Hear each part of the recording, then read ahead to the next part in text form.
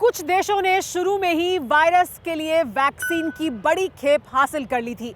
अपनी बड़ी जनसंख्या को वैक्सीन देना शुरू भी कर दी और बड़ी संख्या को वैक्सीन दे भी चुके हैं। लेकिन ऐसे बहुत से दुनिया के देश हैं जिन्हें वैक्सीन की पहली खेप भी अभी तक हासिल नहीं हुई है।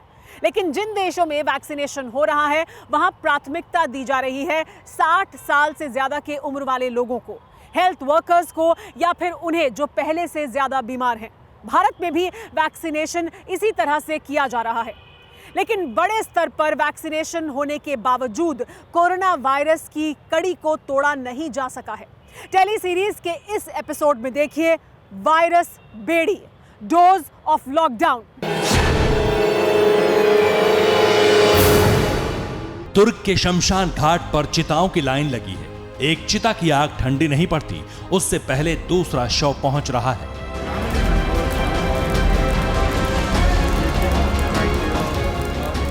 जिला शमशान घाट में शवों का जितना जमावड़ा है उतना ही कब्रिस्तान में। तुर्क में कोरोना के प्राण घातक हमले से हाहाकार मच गया है।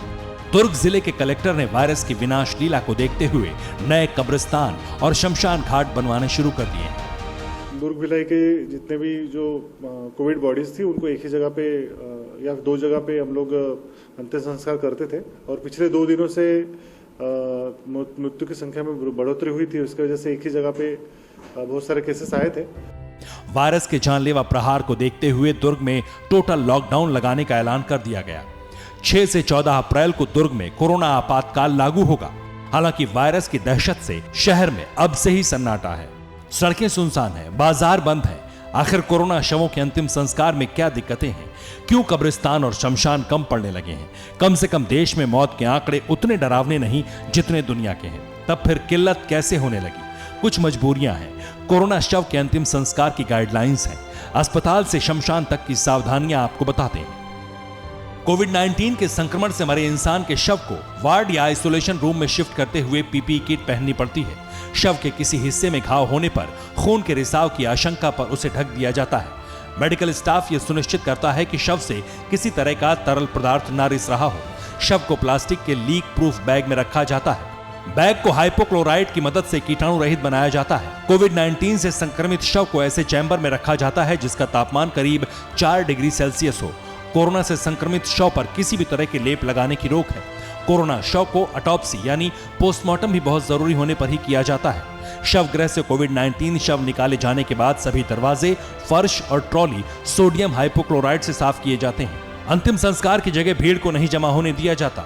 मेडिकल स्टाफ शव के अंतिम दर्शन के लिए मृतक का चेहरा प्लास्टिक बैग खोलकर दिखा सकते हैं। अंतिम संस्कार से जुड़ी सिर्फ उन्हीं धार्मिक क्रियाओं की अनुमति होगी जिनमें शव को छुआ न जाता हो। शव को नहलाने, चूमने, गले लगाने या उसके करीब जाने की अनुमति नहीं होती। इतने एहतियात के बाद कोरोना संक्रमित शव का अंतिम संस्कार होता है। पूरी प्रक्रिया में कई घंटों का वक्त लगता है जिससे वेटिंग टाइम बढ़ता जाता है। इस समस्या से पूरी दुनिया जूझ रही है। गुजरते वक्त के साथ संकट गहराने के सिग्नल मिल रहे हैं।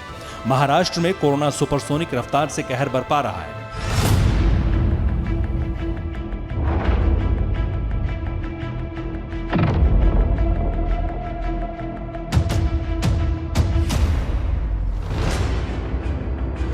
बीते 1 महीने में महाराष्ट्र की सरकार ने राज्य के अलग अलग इलाकों में नाइट कर्फ्यू के साथ साथ लॉकडाउन भी लगाया, मगर घातक विषाणु पर अब तक काबू नहीं पाया जा सका है।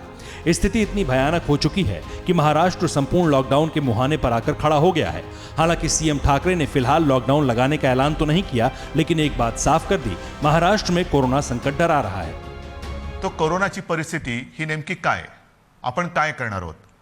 मध्ये मध्ये मी आपल्याला सातत्याने सांगत आलेलो आहे की जर ही परिस्थिती अशीच राहिली तर आपल्याला परत एकदा लॉकडाऊन करावं लागेल की काय, अशी एक शक्यता मी बोलून दाखवली होती। ही शक्यता आजही पूर्णपणे टळलेली नाहीये। लेकिन बड़ा सवाल यह है, आखिर महाराष्ट्र में कोरोना संकट गहराता क्यों जा रहा है? जवाब है ये तस्वीरें। मुंबई के लोकमान्य तिलक टर्मिनस पर कोरोना का कोई डर नहीं।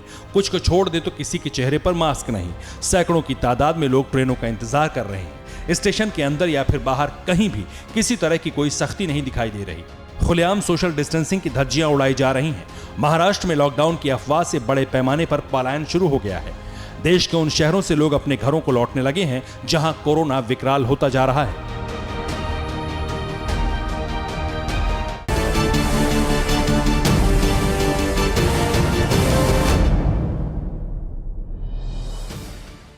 फिक्र आपकी, सोमवार से शुक्रवार रात 9 बजे सिर्फ TV9 भारतवर्ष पर।